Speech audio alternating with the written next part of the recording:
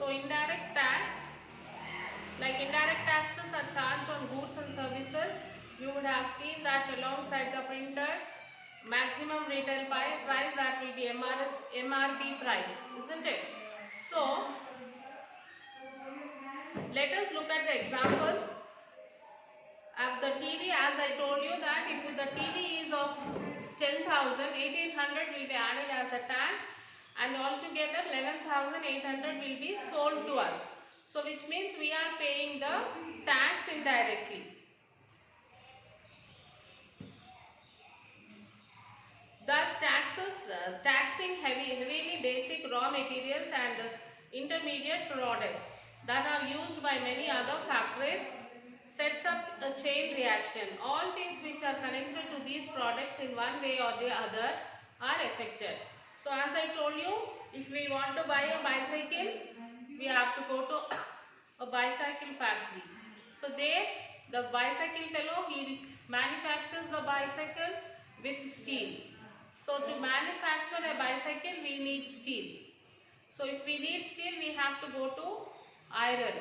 So from iron, steel, all this like this, from one to another it will be linked. So like there will be the all these things which are connected to these products. For to buy one product, there will be many things which will be connected to that product.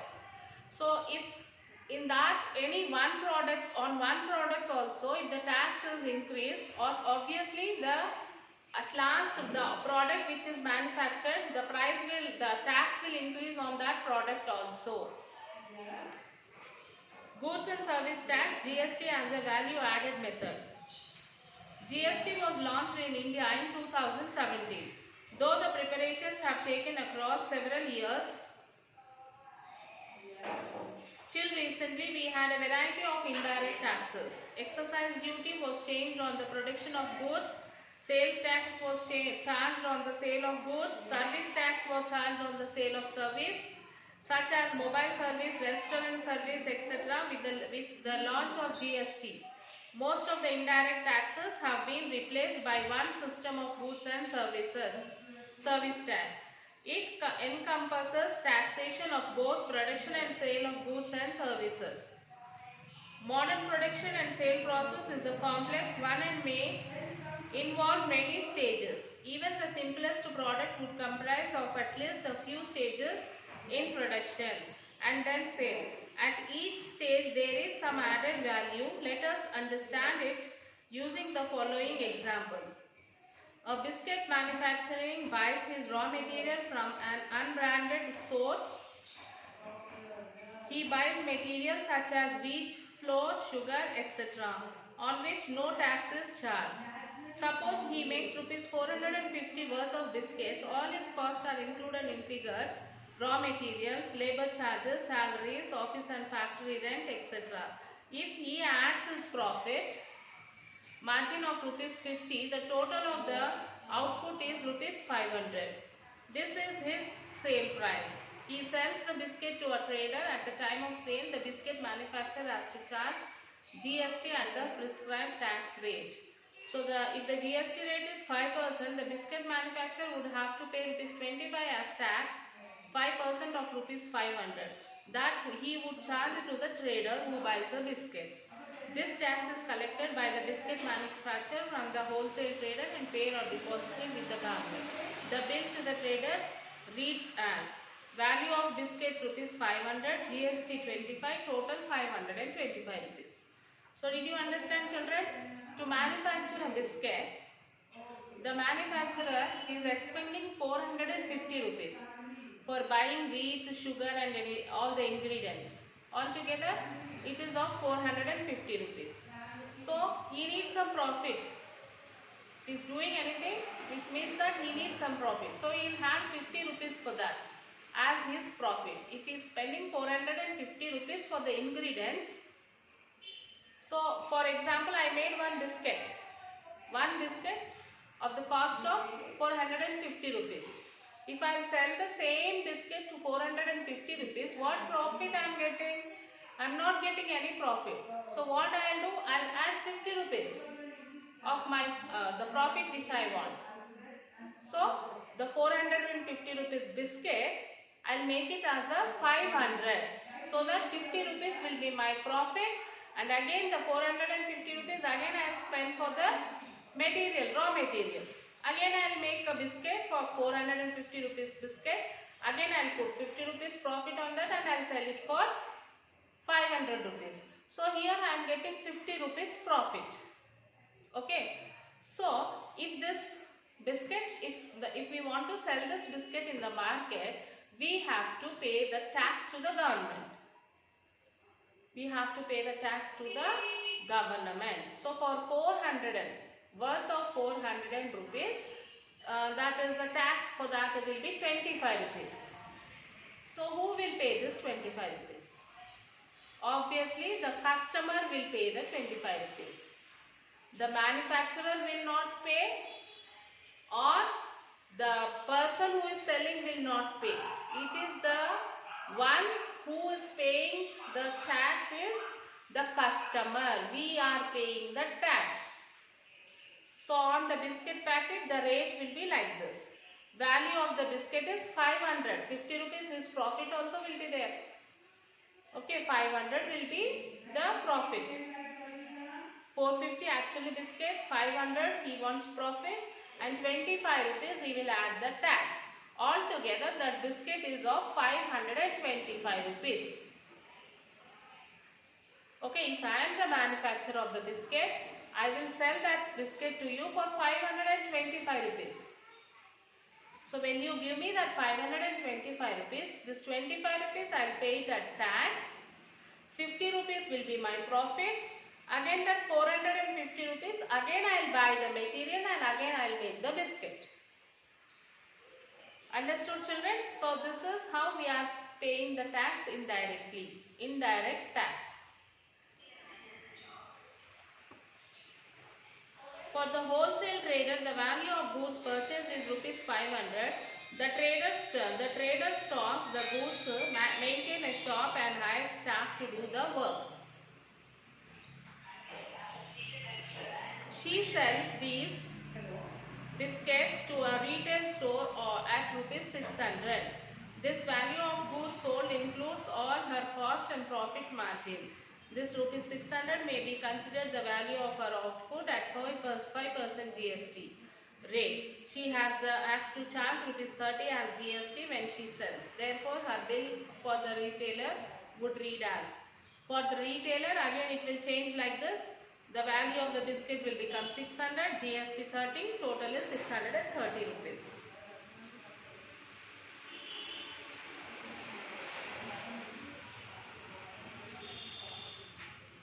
How much would the wholesaler trader pay as tax to the government? Recall that she has paid GST of rupees 25 already. When she bought the biscuit from the biscuit manufacturer, the price she paid included rupees 25 as tax. What was paid previously, rupees 25, is thus deducting from rupees 30 to the calculate the tax that the trader pays to the government. She has collected rupees 30 from reseller but gets a credit of rupees 25 for the tax she has already paid on her input, also called input tax credit. Hence she pays only rupees 5 to the government. There is another way of looking at this. For the wholesale trader, the value of goods sold is 600 and the total value of input purchase is rupees 500. Value added is rupees 100. Value added is a simple difference between value of goods and service sold output and the value of input purchase, the rate tax. Children, you will have to go through, read all these things. Different examples have given. So you can go through this to understand more clearly. Impact of GST. Three things are not worthy here. Bills, invoices have a crucial role in GST. It provides proof that the buyer has paid the GST on our inputs. For the trader in our example, unless she finishes the proof of her purchase, she will have to pay the government rupees 30 as tax instead of rupees 5. Thus, she will remember to ask the biscuit manufacturer for the bill. Similarly, the retailer store owners will remember to demand a bill from the trader to show the tax paid already. Under the GST, every intermediary has an incentive to maintain a proper bill of the transaction and pay tax, as it is more likely the people will pay the required tax and there will be less evasion of taxes. So bill is necessary, like as if we pay the bill, if we take the bill, it is that we have to pay the customer, the manufacturer will have to pay only 5 rupees to the government, because already 25 rupees have been paid. The retailer, for example, a person came to me and he paid 525 rupees for the biscuit and he is selling the biscuit. Again he is selling the biscuit. So he has to take a bill from me. He has to take a bill from me. Why? Means already here I am paying 25 rupees to the government. Again when I am selling, again the second retailer, if he is selling there, he will add 5 rupees tax, extra tax. Retailer. So there he will pay only 5 rupees to the government, because already 25 rupees has been paid from me.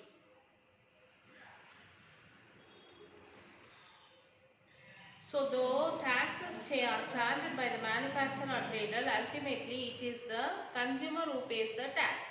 The consumer is often unaware of the tax hidden in the price, since it is collected indirectly from the consumer. The manufacturer and traders collect the tax and forward the tax proceeds to the government, while the final consumer bears the final burden of tax instead. Another important feature is one of the tax for the whole country. Under GST, the goods and services carry the same tax rate across the country. Whether it is sold next to the factory where it is produced or thousands of kilometers away, the tax rate charged would be the same. Earlier, the tax rates would differ across states. Medicines or motorcycles are cheaper in one state than other.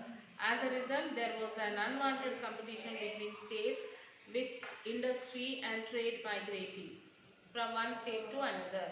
People smuggled goods from one state to another without paying the required tax. Further, for the movement of goods across state, there was entry tax which would be collected at the border. You may have noticed the long line of trucks that at state borders or at the entry point of cities under GST.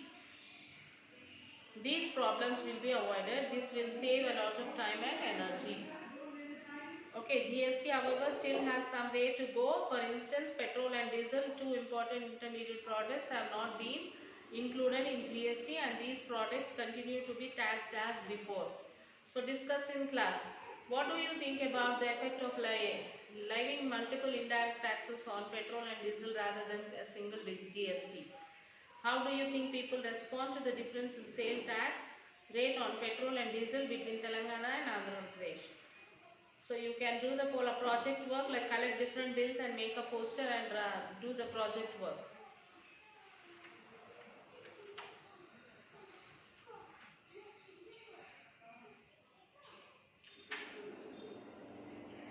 Fairness in taxation, like what kind of taxation we follow upon the values of the society as a whole. So read all this children, this pages children.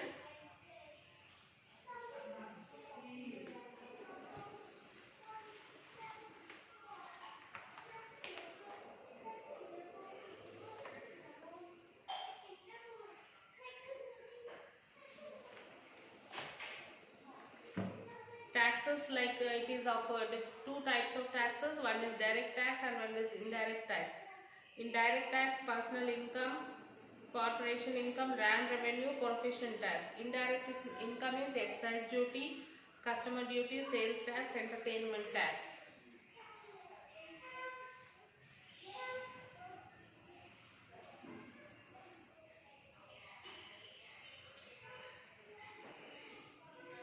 So income tax is charged on personal income of individual. The major source of tax is indirect tax. While excise duty is levied on manufacture of goods, sales tax is charged where goods are sold. No tax can be levied except by the authority of the law passed by Parliament. Indirect taxes are charged on goods and services.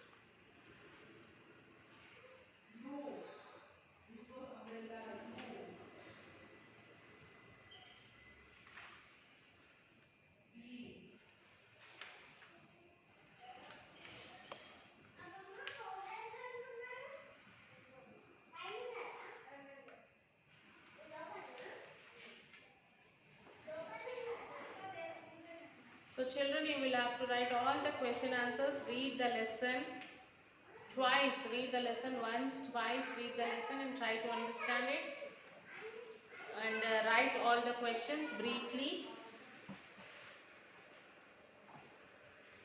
Lesson reading is compulsory, children.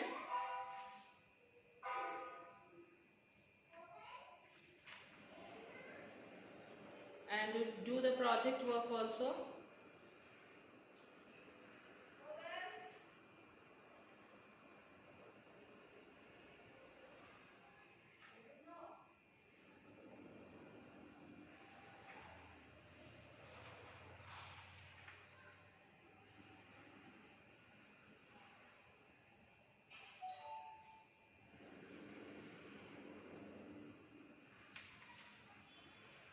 Okay, we'll meet you in the next class, children. So complete your work, write all the question answers, take the photo and send it to the school mail ID. Okay, we'll meet you in the next session and we'll start a new lesson. Till then, take care, children. Bye.